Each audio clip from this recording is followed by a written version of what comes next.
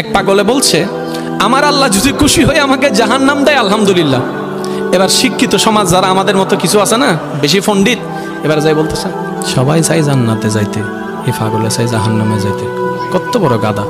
পাগলে মুস্কি হেসে বলে যায়, হ্যাঁ ঠিকই বলছেন, আপনাদের মতো সুস্থ আমি হতে চাই না, এই পাগলেই থাকতে চাই। এবার তাদের একটু টনক লটলো, কই কেন? সবাই চাই জান্নাত, তুমি চাচ্ছ জাহান্নাম।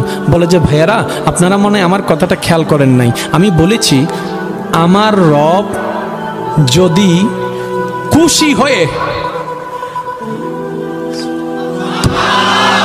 আমার রব যদি খুশি হয়ে আমাকে জাহান্নাম দেয়, আমি সেটাও নিতে রাজি। বলে যে এখনো বুঝলাম না। পাগল বলে জ্ঞান দিয়ে রবের বিষয় বোঝা যায় না, দিল দিয়ে বুঝতে হয়। আরে শুনো, রব যখন খুশি হয়ে যাবে জাহান্নামটা জান্নাত হয়ে যাবে, রব যখন নারাজ হয়ে যাবে জান্নাতটা জাহান্নাম হয়ে যাবে।